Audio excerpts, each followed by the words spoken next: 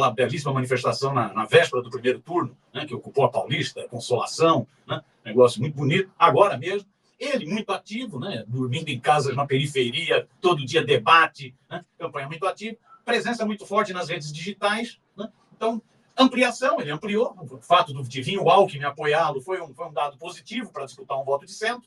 Tentou outras jogadas, sempre de risco, que foi essa entrevista, né, essa sabatina com o Marçal, né, tentando pegar os votos do Marçal, uma parte dos votos pelo menos, e jogar a pecha de Fujão para o Fujão, prefeito de São Paulo. Estão vendo crescendo. As pesquisas indicam que ele vinha subindo e que o Nunes vinha caindo, mas aparentemente ainda não suficiente para reverter o resultado. Essa resposta você vai ter daqui a pouco, daqui a umas 3 horas você já vai ter a resposta se ele conseguiu reverter ou não. Vai ser a resposta da urna mesmo. Né? Eu acho que ele deu uma crescida e o Nunes teve esse apagão. Você pega a baixaria de hoje do Tarcísio e da Folha de São Paulo, eu preciso dizer, né? Do Tarcísio e da Folha de São Paulo, é uma baixaria que mostra que eles estão muito preocupados. Né? O cara que foi acusado durante a campanha toda de ser, foi acusado pelo próprio Marçal, de ser o tchutchuca do PCC, né? Vai o Tarcísio, governador de São Paulo, utilizando a estrutura do Estado para fazer uma acusação, mais uma acusação leviana. Essa acusação é tão leviana quanto a acusação do laudo falso lá do Pablo Marçal, do Coache. Né? Esse Tarcísio merece um processo daqueles processos bem argumentados, né? Bem sustentados para resultar em alguma coisa, pelo menos. Porque o que ele fez hoje é um ato criminoso. O que o Tarcísio fez hoje é um ato criminoso. E o que a Folha fez? Mas a Folha acha que o Tarcísio é o bolsonarismo moderado, então é compreensível. A Folha também acha que é dita branda, a Folha também apoia o golpe. Né? É compreensível na Folha. Né? O que a Folha fez, dando destaque para isso, também é criminoso. Né? Então, mas eu acho que é isso. Acho que deu uma crescida na campanha, que era uma campanha muito difícil desde o início, todo mundo sabia. Né? Mas vamos ver. Lá pelas 18, 19 horas, nós vamos ter a resposta a essa pergunta. Muito bom. Até sobre essa linha auxiliar da Folha, o Kiko Nogueira escreve um texto aqui, eu leio ele para a gente debater. A canalice abjeta da Folha ao espalhar fake news de Tarcísio sobre Boulos e PCC. Abre aspas para Kiko. A Folha de São Paulo protagonizou um lamentável episódio de irresponsabilidade jornalística ao dar eco a uma declaração grave e sem provas do governador Tarcísio de Freitas, que alega que a facção criminosa PCC teria orientado o apoio a Guilherme Boulos na disputa pela Prefeitura de São Paulo. É jornalismo de guerra, golpista e canalha.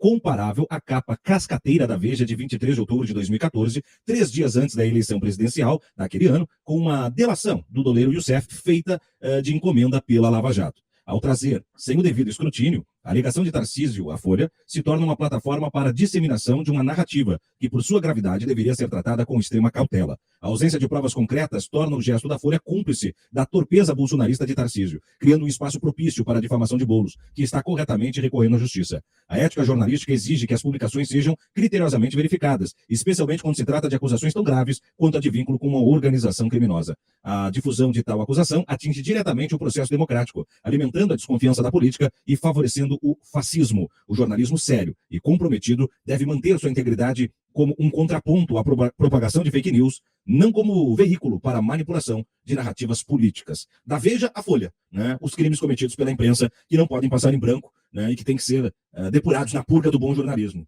Baita texto do Kiko Nogueira. No momento que nós perdemos o Miro, não sei se ele teve que sair rápido para o voto, se ele voltar, pelo menos a gente fecha com ele, né? Mas ele falou ali, ele tem que sair para votar e a gente compreende. Logo, logo nós teremos Gilberto Maringoni, Fernando Miller, o Vacari, teremos... O Fabrício. Fabrício vai estar no serviço de rua, né, o Pedro? Como sempre. Fabrício é o nosso homem. É o nosso mito. Cachorro atrás da placa, como a gente diria lá, na época de foca do jornalismo, né? Mas esse é o papo do momento nas eleições, antes da gente fechar as urnas, esse crime cometido pelo governador do estado, o Tarcísio de Freitas. O Boulos, no momento que ele falou, ele tinha lembrado que foi levar a avó dele para votar, e a avó Cida, né? Vamos, 100 anos, ó. Mas a senhora acha que é importante também vir votar, todo mundo vir votar e manifestar essa... Pois é, estou feliz, nossa, tudo gente bonita. Por que a senhora acha importante votar? Por que a senhora acha importante votar? Porque a gente precisa saber o que tem no nosso país, quem governa. A gente tem que conhecer, né? Porque o nosso país é grande, tem muita gente, então são bons governantes. A senhora vota desde quando? Há muitos anos, eu estou quase com 100. Tá com 100 já? Quase não. Para de mentir idade, dona Cida.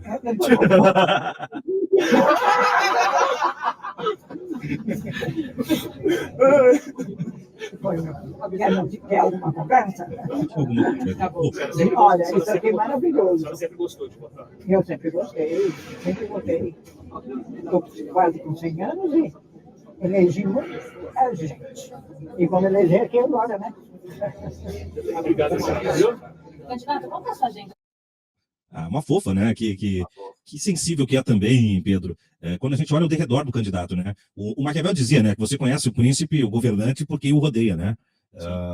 Enquanto o Nunes está ali olhando para o Tarcísio como irmão mais velho para defender ele, porque ele está acossado, o Guilherme Boulos está com a avó. Com a avó. É um cara, né? É um cara diferenciado. Pô, São Paulo tem que eleger esse cara, né, gente? Não pode perder a oportunidade. Eu confesso para você, Sulman, assim, hoje vai ser um dia de fortes emoções, estou me preparando um pouco emocionalmente para isso, mas assim, se a gente não tiver a nossa virada, pô, a gente está perdendo uma puta oportunidade hoje. E na política... Então votem, gente, votem, não esqueçam de votar hoje. Nem sempre tem segunda chance na política. Não. Né? Na verdade, acho que nunca tem, não passa de novo, né? Só o Lula que teve as chances e nos corroborou com ela. O Miro está conseguindo retomar o contato, ele realmente perdeu o contato, mas antes dele ir votar, e aí, Miro, às 18 horas nós vamos ter mais ou menos essa resposta, mas a pergunta que eu faço é, diante de todas essas nuances que você trouxe, o Guilherme Boulos fez tudo o que tinha para fazer ou faltou algo na campanha? Então, primeiro só caiu aqui, não sei o que houve, primeiro elogiar o Kikowski, excelente texto, Kiko tem uma pena precisa, excelente texto, elogiar o Dr. Kikowski, mandar um abração para ele. Segundo, podia fazer mais. Eu acho que foi uma campanha. O Boulos era a pessoa melhor situada para essa disputa. Essa é uma disputa difícil. É só a gente lembrar.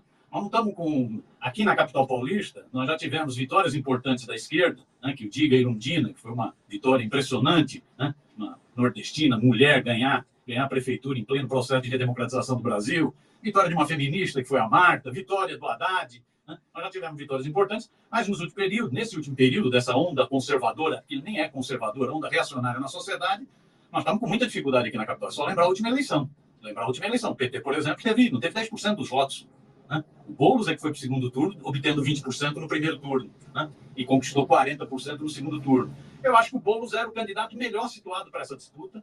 Havia um compromisso do presidente Lula, uma questão, inclusive, de fidelidade, a postura que o Boulos teve, seja na defesa, né, do presidente Lula contra as sacanagens da Lava Jato, contra a prisão, né, a postura muito ativa, seja na disputa eleitoral mesmo, retirando sua candidatura, apoiando a Haddad aqui para o governo do Estado, apoiando o Lula. Né? Então, havia um compromisso do presidente Lula, né, e o Boulos muito bem situado. Ele tinha um recall, não é isso? O tal do termo da eleição anterior, 2020, 40% no segundo turno, né, concorrendo só com o PSOL na época, né, teve 20%, concorrendo só com o PSOL na época, no primeiro turno.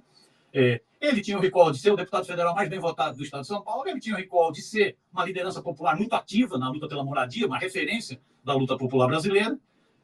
Ele consegue o apoio da Frente Brasil, da Frente Esperança, não é isso? PT, PCdoB, PV, consegue o apoio, isso é uma coisa muito importante, né? Que lhe dá, inclusive, maior capilaridade na capital, maior tempo de televisão e rádio. Então, consegue. Então, eu acho que ele era o candidato mais bem situado.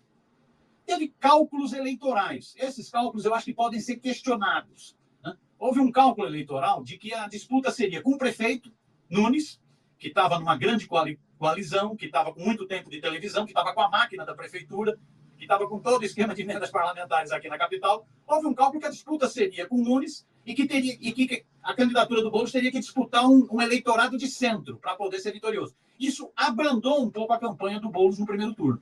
Suavizou. Foi o Boulos Paz e Amor. Não teve o Lulinha Paz e Amor, teve o Boulinhos Paz e Amor. Abrandou um pouco a candidatura no primeiro turno, que era exatamente já pensando o segundo turno, essa disputa atraindo o voto do centro. Só que aí teve um raio no céu, que foi a candidatura do Marcelo, que bagunçou todo o coreto da eleição no primeiro turno.